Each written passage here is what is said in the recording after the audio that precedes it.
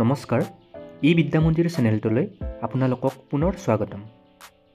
আজিৰ এই ভিডিঅ'টিত আমি অসমৰ ইতিহাসৰ প্ৰাক ঐতিহাসিক যুগৰ পাৰ্ট 2 ডিছকাছ কৰিম। যদি আপোনালোকে পাৰ্ট 1টো ইতিমধ্যে চোৱা নাই, তেতিয়াহ'লে পাৰ্ট 1টো চাই ল'ব। লিংকটো ডেছক্ৰিপশ্যনত দিয়া থাকিব। যদি চেনেলটোলৈ প্ৰথমবাৰৰ কাৰণে আহিছে, তেন্তে চেনেলটো ছাবস্ক্ৰাইব কৰি ৰাখিব। আহক এতিয়া আমি প্ৰশ্নসমূহ ডিছকাছ কৰোঁ। প্ৰথম প্ৰশ্নটো হৈছে, কুৰুক্ষেত্ৰ যুদ্ধত অসমৰ দুজন বীৰে অংশ লৈছিল। কৌৰৱৰ পক্ষত ভগদত্ত আৰু পাণ্ডৱৰ পক্ষত কোন আছিল? ইয়াৰ উত্তৰটো হ'ল পাণ্ডৱৰ পক্ষত আছিল ঘটোৎকচ। পৰৱৰ্তী প্ৰশ্ন, ঘটোৎকচ কোন আছিল? ইয়াৰ উত্তৰটো হৈছে ঘটোৎকচ আছিল দ্বিতীয় পাণ্ডৱ ভীমৰ ঔৰসত আৰু মণিপুৰৰ জীয়ৰী হিড়িম্বাৰ গৰ্ভত জন্মগ্ৰহণ কৰা মহাবীৰ। নেক্সট প্ৰশ্নটো হৈছে, মহাভাৰতৰ কোনটো পৰ্বত কুৰুক্ষেত্ৰ যুদ্ধত ভগদত্তই দেখুওৱা বীৰত্বৰ বৰ্ণনা পোৱা যায়? উত্তৰটো হৈছে মহাভাৰতৰ দ্ৰোণ পৰ্বত। এইখিনিতে জানি লওক যে মহাভাৰতৰ অধ্যায়বিলাকক পৰ্ব বুলি কোৱা হয় আৰু মহাভাৰতত মুঠ 18টা পৰ্ব আছে। পৰৱৰ্তী প্ৰশ্ন, মহাভাৰতত অসমৰ কোন তিনিজন বীৰৰ কথা উল্লেখ আছে? ইয়াৰ উত্তৰটো হৈছে ভগদত্ত, ঘটোৎকচ আৰু বব্ৰুবাহন। এই তিনিজন বীৰৰ কথা উল্লেখ আছে। নেক্সট প্ৰশ্ন, বব্ৰুবাহন কোন আছিল? উত্তৰটো হৈছে বব্ৰুবাহন আছিল তৃতীয় পাণ্ডৱ অৰ্জুনৰ ঔৰসত আৰু মণিপুৰ ৰাজ চিত্ৰবাহনৰ কন্যা চিত্ৰাংগদাৰ গৰ্ভত জন্মগ্ৰহণ কৰা মহাবীৰ। এতিয়া আমাৰ নেক্সট টপিক, প্ৰাগজ্যোতিষ বা কামৰূপৰ প্ৰতিবেশী ৰাজ্য কুণ্ডিল্য আৰু শোণিতপুৰ ৰাজ্যৰ কিছুমান গুৰুত্বপূৰ্ণ তথ্য।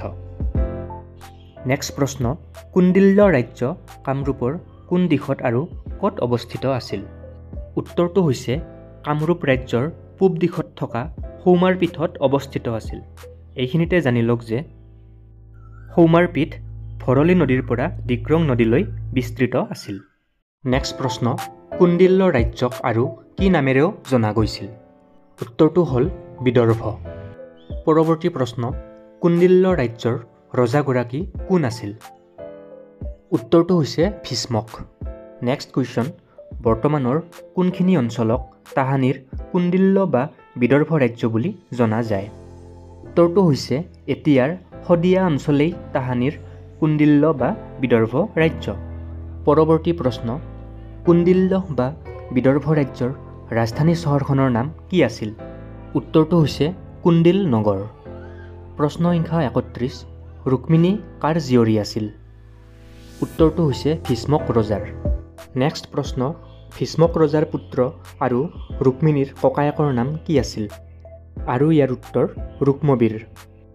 নেক্সট প্ৰশ্ন, ৰুক্মিণীক কোনে বিয়া কৰাইছিল? উত্তৰটো হৈছে দ্বাৰকাৰ ৰজা শ্ৰীকৃষ্ণই হৰণ কৰি বিয়া কৰাইছিল। পৰৱৰ্তী প্ৰশ্ন, শ্ৰীকৃষ্ণ আৰু ৰুক্মিণীৰ বিবাহৰ ঘটনাক লৈ শ্ৰীমন্ত শংকৰদেৱে ৰচনা কৰা নাটকখনৰ নাম কি আছিল?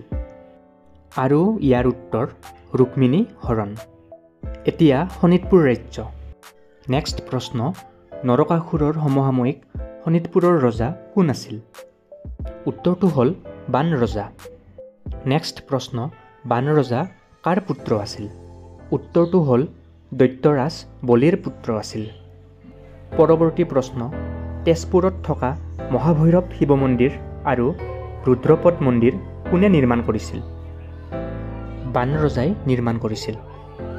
নেক্সট কুৱেশ্যন, বান ৰজাৰ জীয়ৰী কোন আছিল? উত্তৰটো হৈছে ঊষা। নেক্সট প্ৰশ্ন, ঊষাৰ সখীয়েকৰ নাম কি আছিল? আৰু ইয়াৰ উত্তৰ চিত্ৰলেখা। পৰৱৰ্তী প্ৰশ্ন, ঊষাক কোনে গন্ধৰ্ব বিবাহ কৰাইছিল? উত্তৰটো হৈছে শ্ৰীকৃষ্ণৰ নাতিয়েক অনিৰুদ্ধই। নেক্সট ইম্পৰ্টেণ্ট প্ৰশ্ন, হৰিহৰৰ যুদ্ধ কাৰ কাৰ মাজত সংঘটিত হৈছিল? উত্তৰটো হৈছে বান ৰজা আৰু শ্ৰীকৃষ্ণৰ মাজত। এতিয়া আমি হৰিহৰৰ যুদ্ধৰ বিষয়ে অলপ চাওঁ। ঊষা অনিৰুদ্ধৰ ঘটনাক লৈ বান আৰু শ্ৰীকৃষ্ণৰ মাজত যুদ্ধ হৈছিল।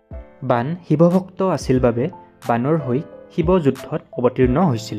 মানুহৰ মাজত কৃষ্ণ হৰি আৰু শিৱ হৰ নামে জনাজাত বাবে এই যুদ্ধক হৰিহৰৰ যুদ্ধ বোলে। এই যুদ্ধত বান ৰজা পৰাজিত হৈছিল। নেক্সট প্ৰশ্ন, ঊষা অনিৰুদ্ধৰ কাহিনীক লৈ কবি চন্দ্ৰ ভাৰতীয়ে ৰচনা কৰা কাব্যপুথিখনৰ নাম কি? উত্তৰটো হৈছে কুমাৰ হৰণ। পৰৱৰ্তী প্ৰশ্ন, ঊষা অনিৰুদ্ধৰ বিবাহক লৈ পীতাম্বৰ দ্বিজে ৰচনা কৰা কাব্যপুথিখনৰ নাম কি? উত্তৰটো হৈছে ঊষা পৰিণয়। পৰৱৰ্তী প্ৰশ্ন, বান ৰজাৰ উপাস্য দেৱতা কোন আছিল? আৰু ইয়াৰ উত্তৰ শিৱ। আজিৰ শেষৰটো প্ৰশ্ন, কোনখন গ্ৰন্থত ভীষ্মক ৰজা আৰু তেওঁৰ ৰাজ্য বিদৰ্ভৰ নাম উল্লেখ আছে? আৰু ইয়াৰ উত্তৰটো হৈছে ভাগৱত পুৰাণত।